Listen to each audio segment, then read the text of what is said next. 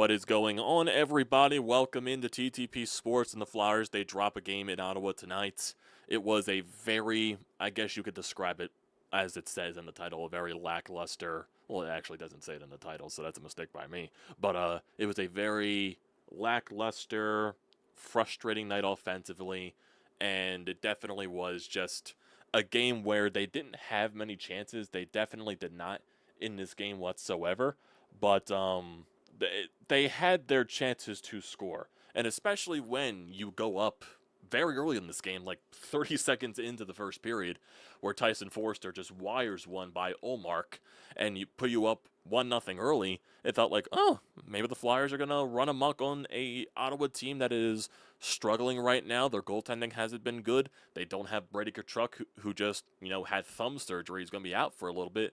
You could take advantage of a really struggling team right now. And it completely turned around in a 180 as the first period went on. Ottawa definitely controlled majority of this game.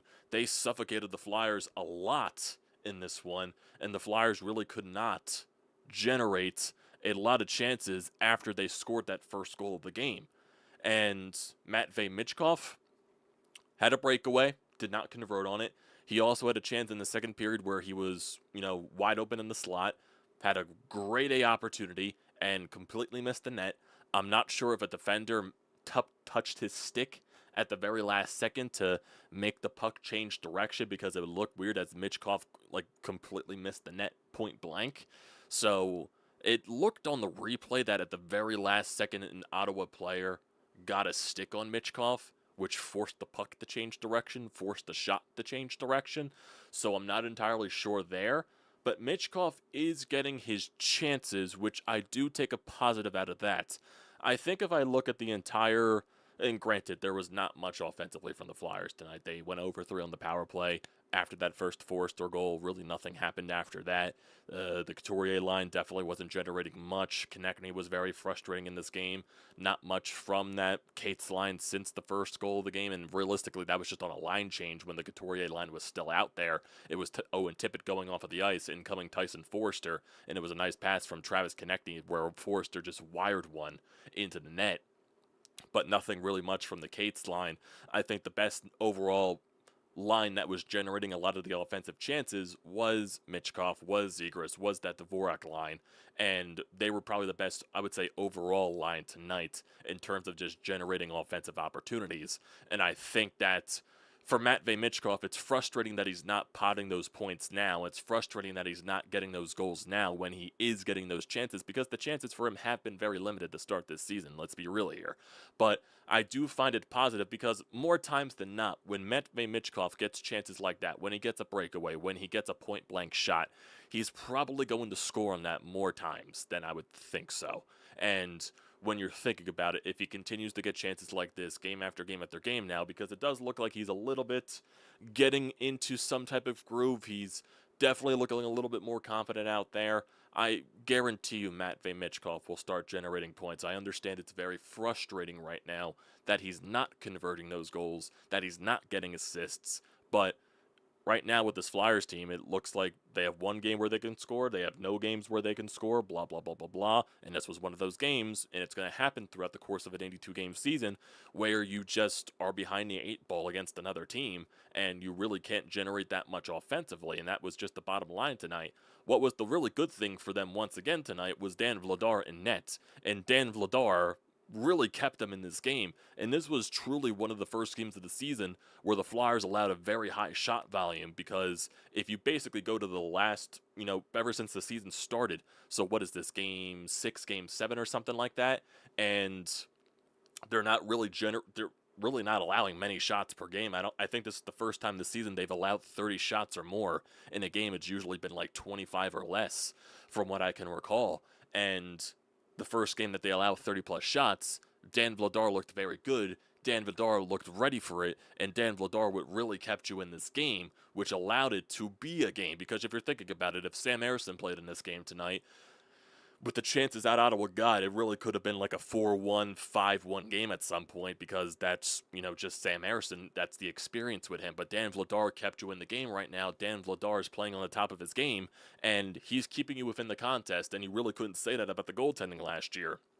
Now, with the way that Vladar is playing now, I don't know how long this is going to keep up for. That's going to be the question mark as the season goes along, because we know Dan Vladar hasn't played many games in a season in his career before. I believe the most he's played is 30, but he's getting a chance to be the number one, and he is running away with that opportunity, and he's been playing very well since the season started, so he's earning those starts. This is his third start in a row, and he hasn't had a bad game yet, and he kept you involved in this one, which is very important, and maybe that's something positive going down for the rest of this season for the team. But like I said, that's going to be the question mark. What happens when Vladar exceeds that game limit that he hasn't touched before? What happens when he gets past 30?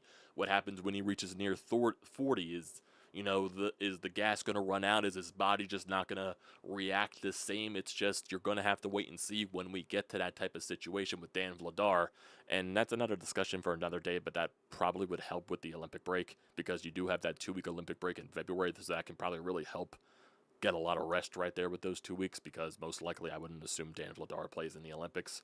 So that would probably be very beneficial at that standpoint, but that's another discussion for another day. But just basically, bottom line, Dan Vladar has looked very good so far, and he's keeping you in games. He's stealing you games. He kept you involved in this one. This was basically just a result that you could not generate offensive chances, and in the limited chances that you got, you couldn't score. It's basically just it. You had some power play chances. You couldn't really generate much on those. And when they do have possession of the puck in the offensive zone on the power play, they can move it around. Their main issue on the power play, they can't win the initial faceoff, which forces it out of the zone, and they have to transition into the offensive zone. And a lot of those times, the transition's kind of a little sketchy. And when they do have that possession, they're working the puck around the net. They're working, pass to pass, tape to tape. Their reluctancy to shoot, and that definitely was something that you saw and this is what wasn't on the power play, by the way. This was in the dying minutes of the game when they eventually did pull Dan Vladar, because they couldn't pull Dan Vladar because they were having so much trouble getting the puck and just keeping it in the Ottawa zone, because it was getting down to the 3-minute mark, the 2.5-minute mark. They really couldn't maintain possession in the Ottawa zone. It was just in and out, in and out, in and out, in and out, and all that stuff. And once you eventually got possession in there, you were able to pull Dan Vladar. There was a lot of reluctancy to shoot and too much passing, just trying to make that one extra pass to where maybe you can get a shot on net and you can find a way to get a puck through traffic, maybe where you have the goaltender's eyes taken away, or you find a way to get some type of greasy rebound, or the shot just happens to go through everybody and into the net. They're really reluctant to shoot. And when they do shoot, it's at bad times, because when they decide to shoot, the puck either gets deflected, it gets blocked, and they just decide to shoot at bad times because it feels like, okay, we got to get a shot off eventually.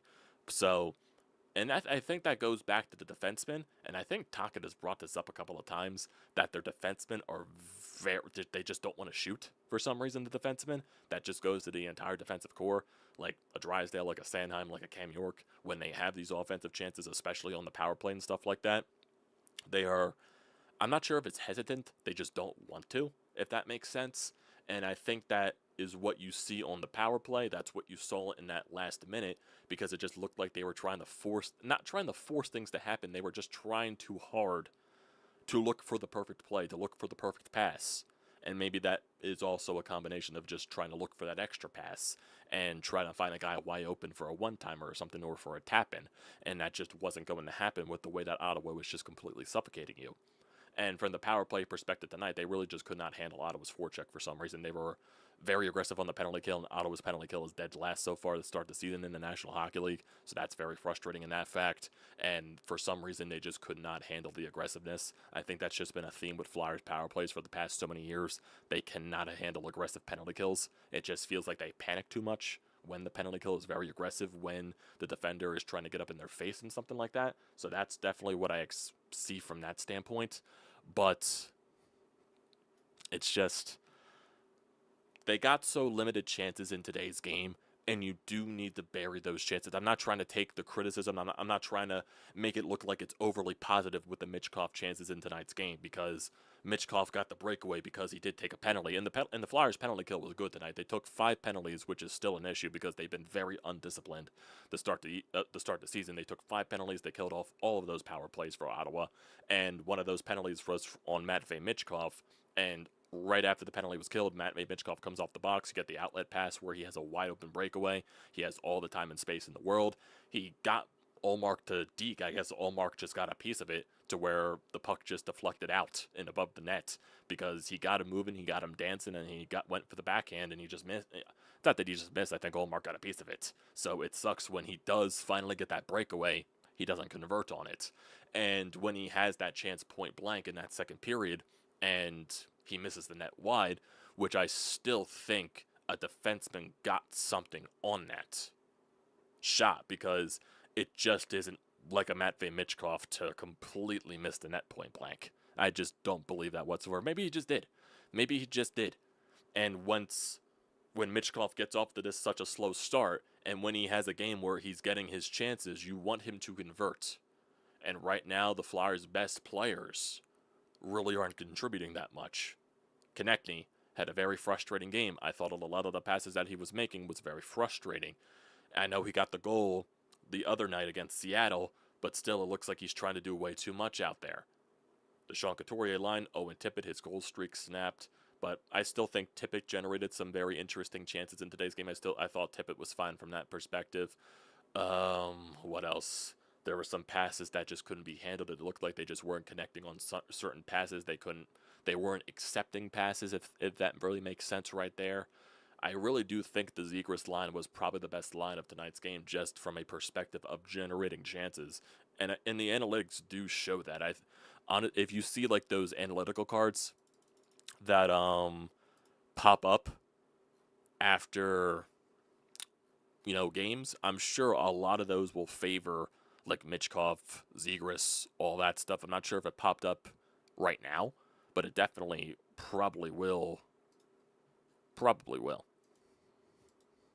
It probably will benefit those guys, because I do think, I've really been impressed with Zegras so far. He makes some very nifty passes.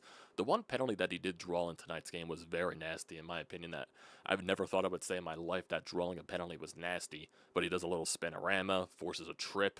Flyers go to the power play. Sadly, they couldn't score on that, but that was a very nice moment that I saw. There was also a net, I think this was in the first period too, where there was like a net mouth scramble and Zegras was poking away at the puck and they just couldn't find a way to get it home because at the end of the day, they couldn't find the puck.